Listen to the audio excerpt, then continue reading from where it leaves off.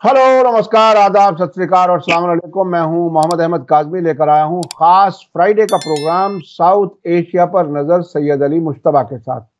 इस प्रोग्राम में हम पूरी कोशिश करते हैं कि भारत के पड़ोसी मुल्कों की खास खास खबरों पर चर्चा हो जाए। ये साप्ताहिक प्रोग्राम है, हफ्ते में एक बार, लेकिन बहुत ही इंफॉर्मेशन से भरा हुआ होता है। इसमें अफगानिस्तान, पाकिस्तान, बांग्लादेश, श्रीलंका, नेपाल, इन सब मुल्कों की खबरें होती हैं जो आपके लिए अभी तक हम आप काफी इसको पसंद करते रहे हैं।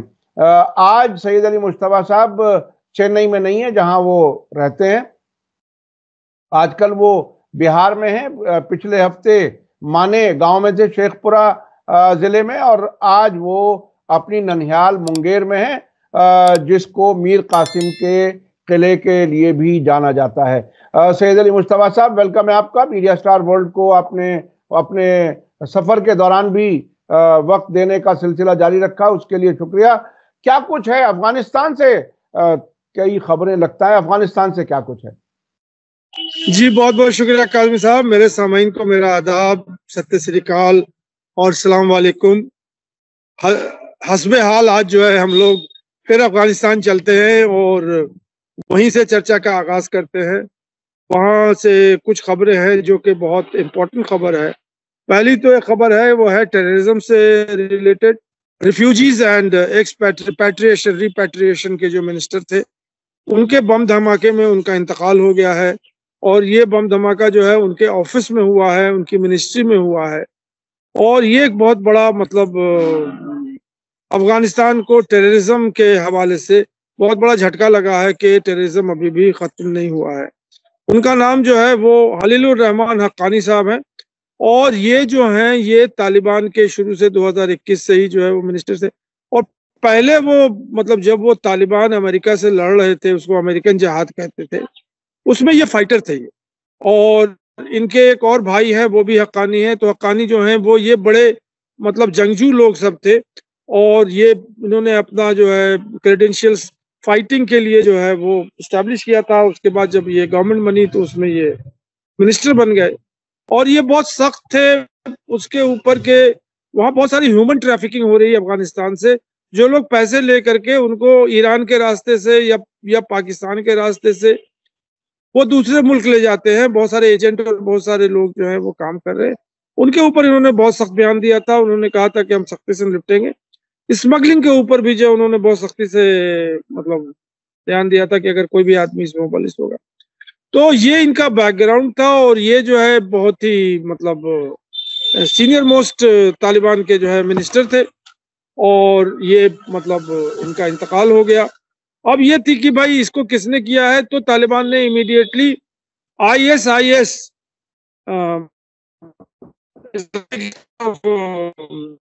सीरिया एंड क्या है Islamic Islamic state of Iran and Syria, या इराक एंड सीरिया जी, और दाइश भी इनको कहते हैं।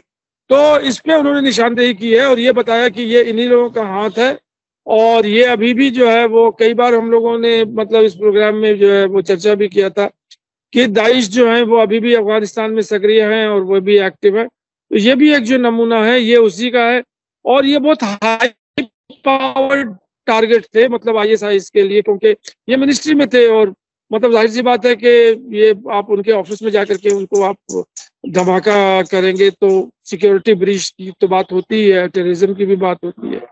तो खबर तो यही आके है। अब आगे देखिए इनके अगेंस्ट में कैसे तालिबान उसको मतलब वो डील करते हैं। ये बड़ी खबर है जी। जी। उसके उसके अलावा भी कुछ इंटरनेशनल लेवल पर भी उनके ताल्लुकात बढ़ते जा रहे हैं। कुछ और भी रूस की तरफ से कुछ खबर है अफगानिस्तान के सिलसिले में? जी, रूस की खबर से की तरफ से दो खबरें हैं।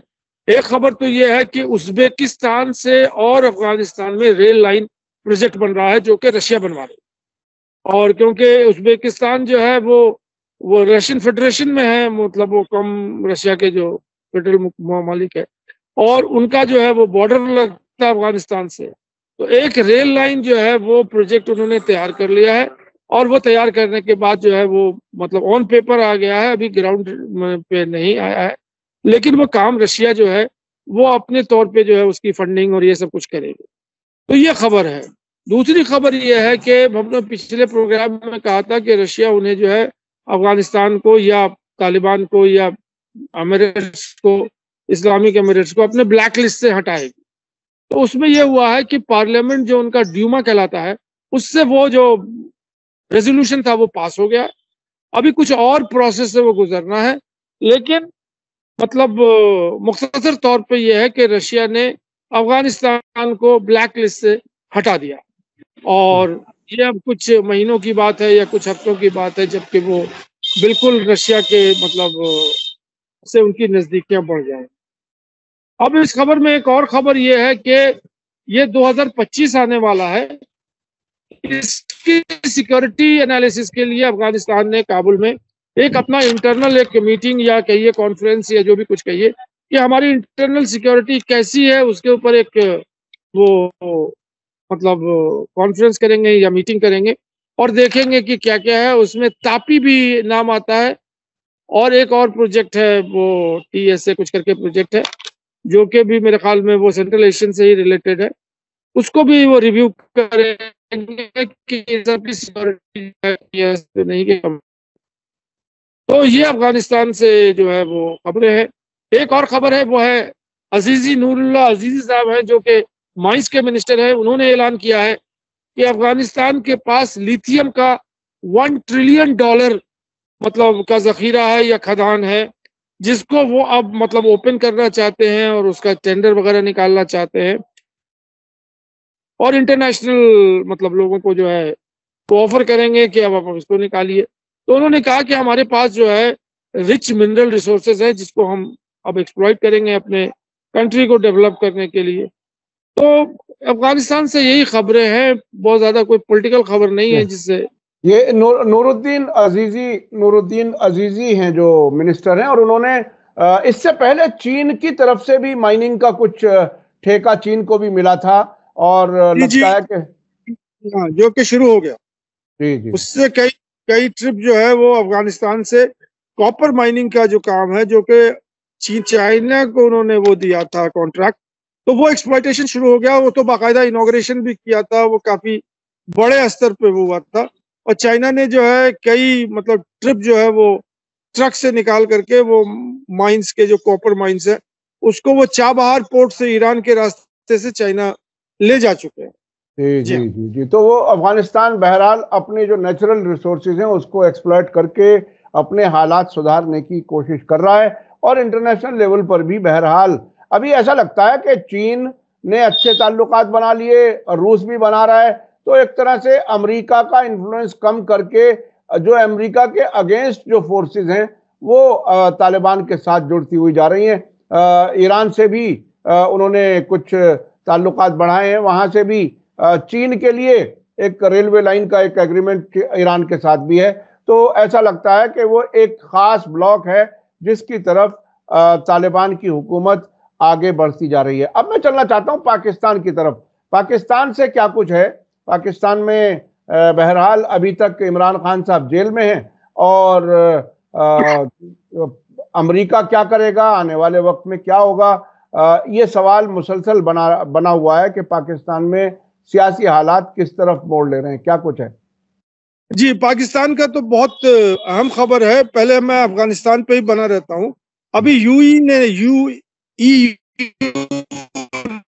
जो है वो $40 मिलियन का जो है वो अनाउंसमेंट किया है अफगानिस्तान को देने के लिए ऑल्टरनेटिव फार्मिंग के लिए।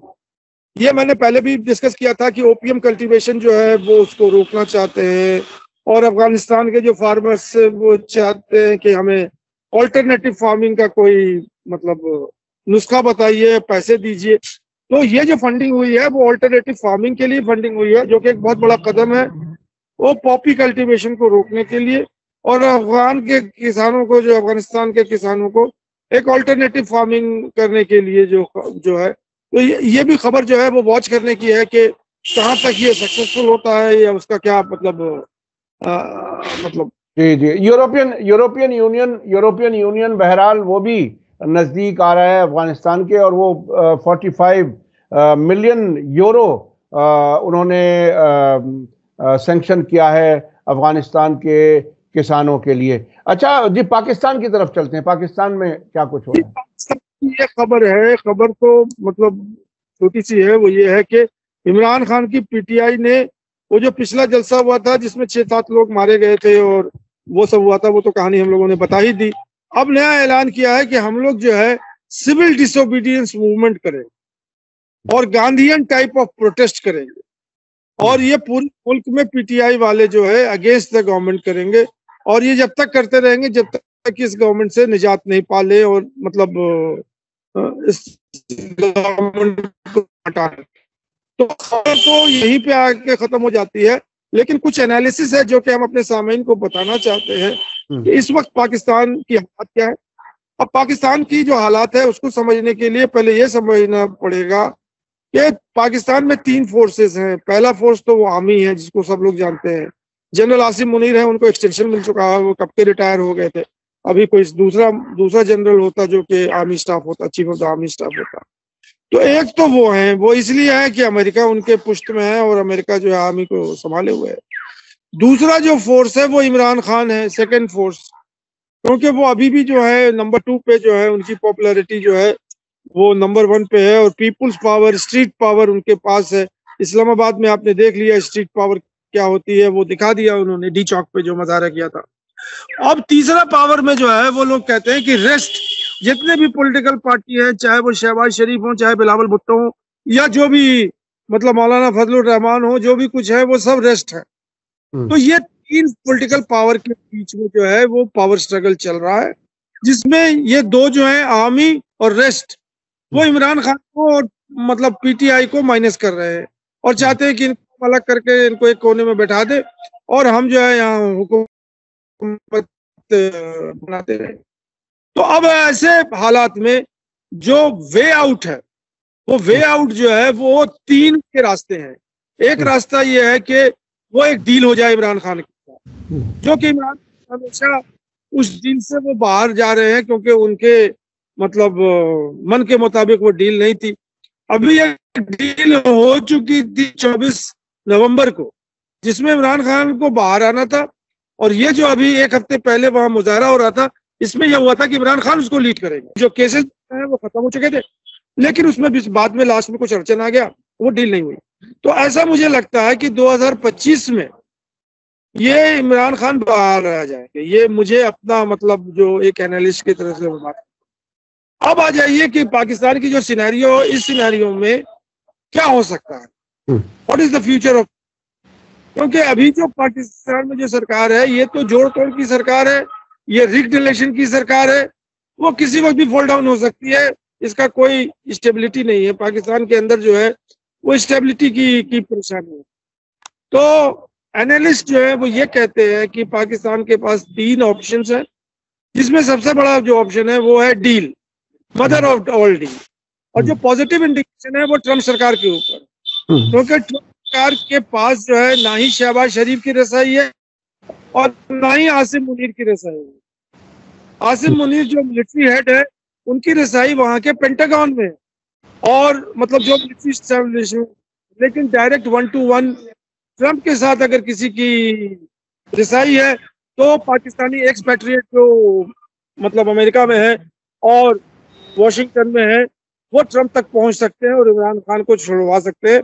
इसलिए कि बाकायदा ट्रम्प से और इमरान खान की 1-to-1 ऑन लाइव मीटिंग हुई थी, प्रेस कॉन्फ्रेंस हुई।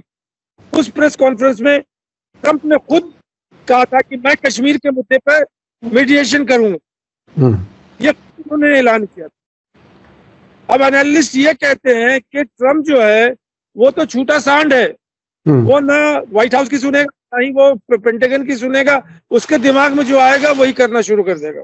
तो हो सकता है कि अचानक वो कहीं बोले आसिम मुनीर साहब को कि इन्हें जो है आप किसी तरह से एग्जिट कराइए, या सऊदी अरेबिया को कहे, या कतर को कहे, या यूएई को कहे कि आप इन्हें जो है मतलब बाहर निकलवाइए और पॉलिटिकल स्टेबिलिटी करवाइए पाकिस्तान में, और हम इमरान खान से जो है। तो एक तो जो रास्ता है वो यही है, और मोस्ट लाइकली यही रास्ता हो सकता है। दूसरा रास्ता है, वो एनालिस्ट कह रहे हैं कि अगर वो बहुत हेड स्ट्रॉन्ग है आसिम मुनीर, और वो किसी की नहीं मानेंगे और वो अपनी कहेंगे, तो फिर वही है कि we will fire through the crowd.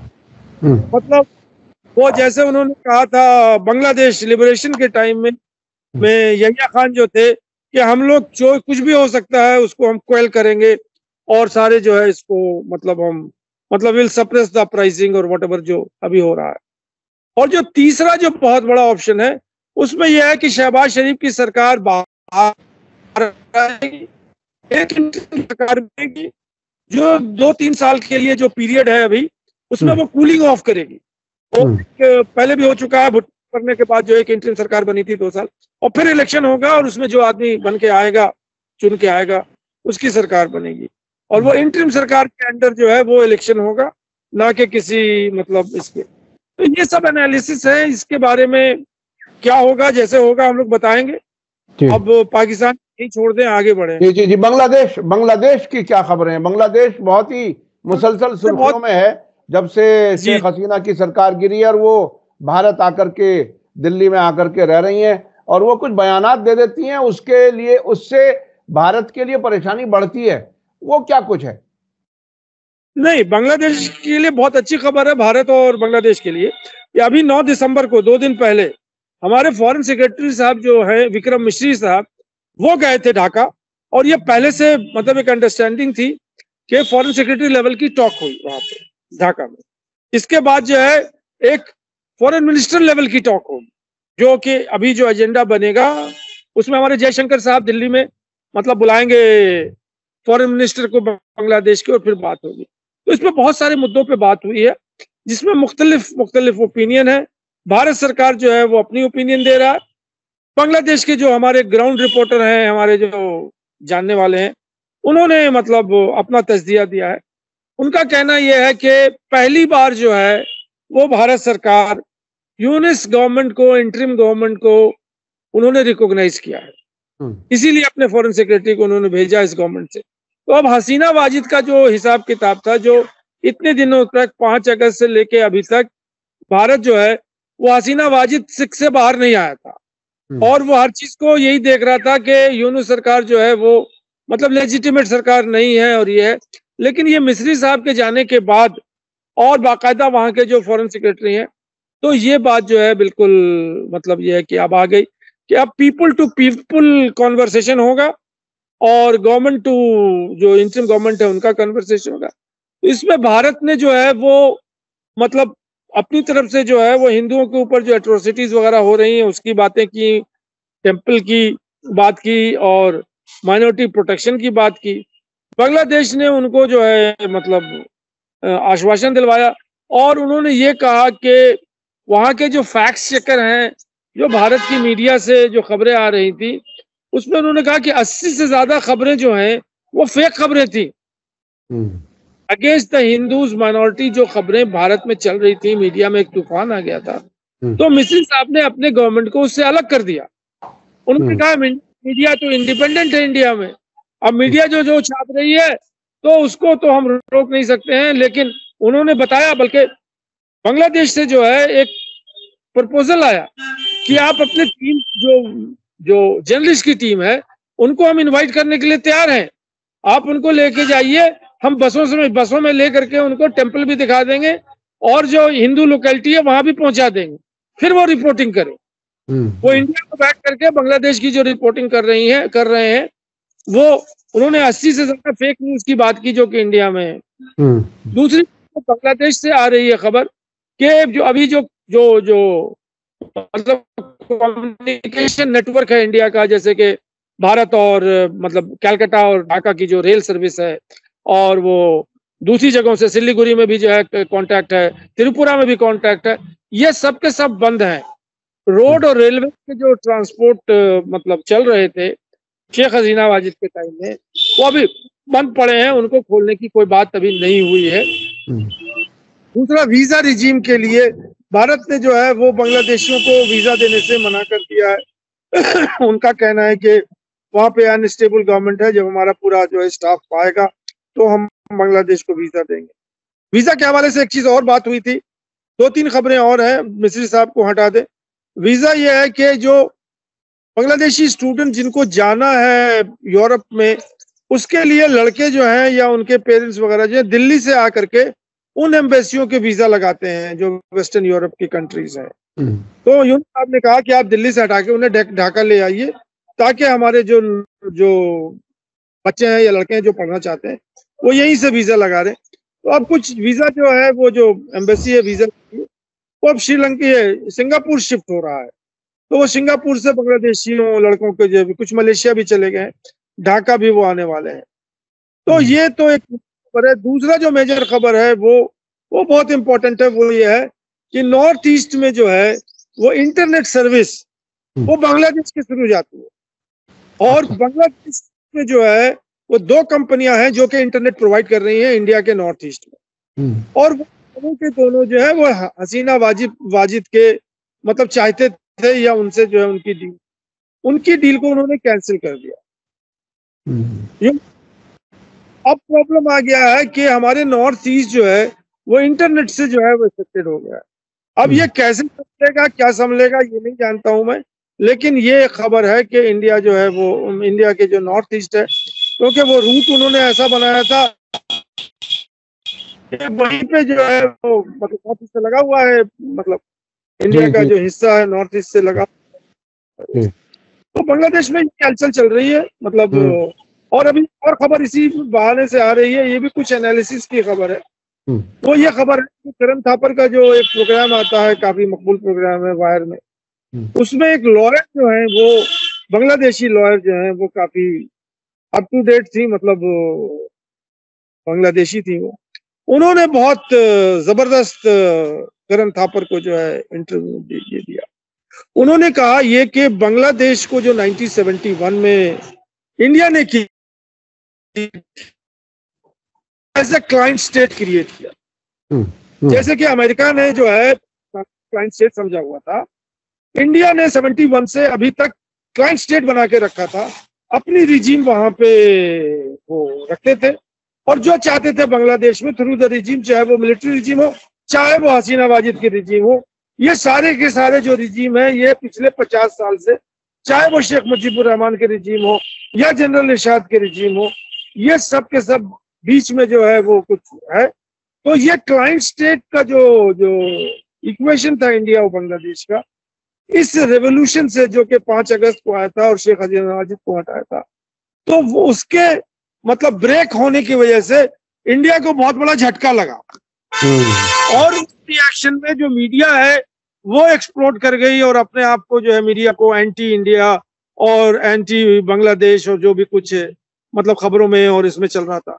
हमारे जो जयशंकर साहब हैं उन्होंने भी जो है वो हिंदू मतलब उसका एंटी हिंदू को लेकर के, क्योंकि उन्होंने कहा कि बांग्लादेश में तो सिर्फ 4% या 6% हिंदू है, बांग्लादेश में तो और भी बहुत से समुदाय के।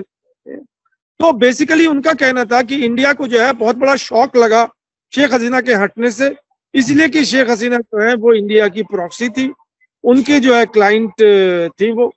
तो ये बड़ी एनालिसिस है। और इंडिया जब ये करेगी कि इंडिया में जो है वो मतलब रूलर्स जो है बांग्लादेश में नहीं है बल्कि पब्लिक भी रहती है, तब फिर एक नया जो है relationship India peoples to people relationship शुरू होगा। तो बांग्लादेश की एनालिसिस है अभी तक।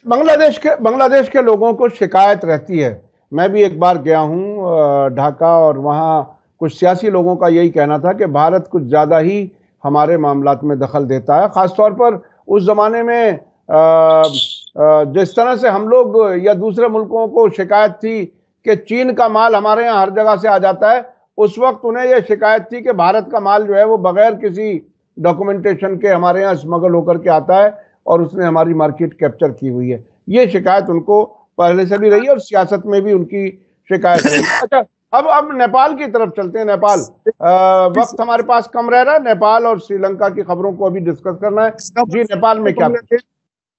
जी, बांग्लादेश की जो खबर है एक लाइन और सुन लें।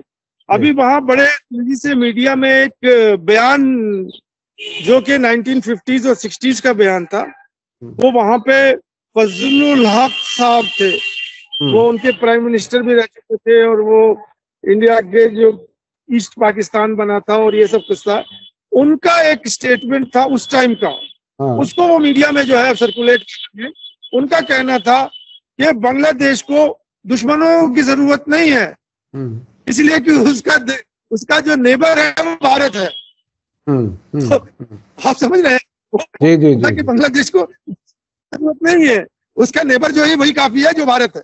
अब ये इस तरह के बयान जो है बांग्लादेश के मीडिया में फिर से चल रहे हैं। तो इसका मतलब ये है बांग्लादेश की जो सेंटीमेंट है वो एंटी इंडियन सेंटीमेंट है, और भारत जो है उस सेंटीमेंट को कम करने के लिए या उसको मतलब कोई ज्यादा कोशिश नहीं कर रहा है, यही कहने की बात। जी। अब नेपाल में क्या कुछ है? नेपाल के प्राइम मिनिस्टर चीन होकर के आए हैं।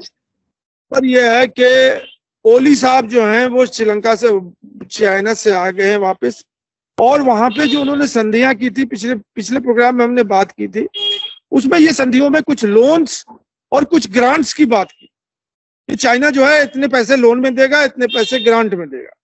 अब ये बात जो है उन्होंने पार्लियामेंट में कही, इसके लिए बाकायदा उन्होंने ब्रीफिंग की, चाइना विजिट की। तो उस पर जो उनके कोalition पार्टनर है, उनका नाम जो आप जानते हैं नेपाली कांग्रेस के लीडर है शेर बहादुर देउवा, उन्होंने उन्हीं के कोalition से ये गवर्नमेंट चल रही है, उन्होंने कहा कि जहां तक ग्रांट्स की बात है तो हम लोग उसकी मंजूरी दे रहे हैं और उसको हम एग्री कर रहे हैं, लेकिन हम कोई चाइना से लोन नहीं ले। ये बड़ी खबर है वहां से, क्योंकि उन्होंने कहा कि अभी भी बहुत कर्ज है हमारे पास, और वो कर्ज जो है हम चाइना को जो है अदा नहीं करेंगे, फर्दर कर्ज हम नहीं लेंगे। तो ये बड़ी खबर है, और इसी पे जो है मतलब बात आ गई है कि दे रहा है। श्रीलंका के प्रेसिडेंट भारत आने वाले हैं, वो क्या कुछ है, एजेंडा क्या है? नहीं, वो तो 15-17 को आ रहे हैं, लेकिन पहले अब लोन्स ग्रांट्स की भी बात कर लें। एक खबर में दूसरी पढ़ रहा था, ये लोन के बारे में, चाइना और इंडिया के लोन के बारे में। ये आपके वर्ल्ड बैंक ने एक रिपोर्ट शाया की, और उस वर्ल्ड बैंक के रिपोर्ट के मुताबिक साउथ एशिया में, मतलब वो साउथ एशिया का मतलब हो जाता है वो हमारे सारे जो इंडिया के पड़ोसी मुल्क में है, इसमें $50 बिलियन का लोन जो है वो चाइना का, और इंडिया का सिर्फ $9 बिलियन लोन है इन सारे मुल्क। आप समझ रहे हैं? तो फिर तो झुकाव जाहिर है उस तरफ ज्यादा होगा, फिर तो झुकाव उस तरफ ज्यादा होगा। बिल्कुल जाहिर बात है। तो ये मैंने सोचा कि हमारे सामईन को ये बहुत इंटरेस्टिंग लगेगा कि चाइना क्यों मतलब इंडिया साउथ एशिया में इन्वॉल्व है, और क्यों उसका इतनी दखल है। क्योंकि $50 बिलियन यहाँ नहीं होते हैं, बहुत बड़ा रकम होता है। वो श्रीलंका में भी लगा हुआ है, नेपाल में लगा हुआ है, बांग्लादेश में भी लगा हुआ है, मालदीव में भी लगा हुआ है, पाकिस्तान में भी लगा हुआ है, सब जगह लगा हुआ है। जी। तो अब आ जाइए श्रीलंका की खबर पे। श्रीलंका की जो ऑफिशियल खबर है कि पहली विजिट जो हमारे जो अभी प्रेसिडेंट जीते हैं नेशनल पीपल पार्टी के अरुणा कुमार दिशानायक, ये 15 दिसंबर को दिल्ली आ रहे हैं। 2 दिन का उनका दौरा है दिल्ली में, ऑफिशियल स्टेट विजिट है, जिसपे बहुत सारी चीजों पे वो बातचीत करेंगे, अलग अलग सेक्टर्स के ऊपर, कुछ लोन्स और कुछ ग्रांट्स, इस तरह की चीजों पे भी बात करेंगे, कुछ एनर्जी प्रोजेक्ट्स के ऊपर बात करेंगे, अडानी की जो प्रोजेक्ट है शायद उस पर भी बात करें वो। तो अभी तो यही है कि ये एक कॉम्प्रिहेंसिव मतलब बायलैटरल विजिट होगी, और जब विजिट हो जाएगी तब फिर एक प्रेस कॉन्फ्रेंस होगा, और उसके बाद जो है उस प्रेस कॉन्फ्रेंस में ये तय होगा कि क्या क्या चीजों पे बात हुई है। अब ये जब प्रेस कॉन्फ्रेंस की बात आ गई है तो 1 मिनट आपका टाइम ले रहा हूं कि अभी जो मिस्री साहब, हमारे विक्रम मिस्री साहब जो अभी ढाका में थे 9 तारीख को, इन्होंने ये आए प्रेस कॉन्फ्रेंस में ढाका में, सारे जर्नलिस्ट बैठे थे उनसे बात करने के लिए। वो एक रिटन स्टेटमेंट उन्होंने पढ़ा वहां पे कि हमारा ये बांग्लादेश से मतलब बातचीत हुई है। उसके बाद उन्होंने रिफ्यूज कर दिया जर्नलिस्ट से कोई क्वेश्चन आंसर सेशन के लिए, और वो चले गए। तो ये बताता है कि इंडिया और श्रीलंका में, क्योंकि जर्नलिस्ट तो बैठे हुए थे कि उन पर जो है सवालों का बौछार करें। बहुत बहुत शुक्रिया सैयद अली मुश्तबा साहब जी, आप हमें वक्त दे देते हैं अपने सफर के दौरान भी। मैं अपने दर्शकों से कहूंगा कि मुसलसल खबरों पर नजर रख करके एक प्रोग्राम में सारे मुल्कों की खबरें एक साथ देना, ये अपने आप में बहुत ही अहम काम है जो सैयद अली मुश्तबा साहब हमारे साथ करते हैं, और हमारा ये प्रोग्राम चलता है। आप लोग इसे काफी पसंद करते हैं। ज्यादा से ज्यादा लोगों तक इसको शेयर करें, और हमें उम्मीद है कि आपको ये अच्छा लगा होगा। कमेंट्स में जरूर लिखें। इसी के साथ मुझे दीजिए इजाजत। धन्यवाद, शुक्रिया।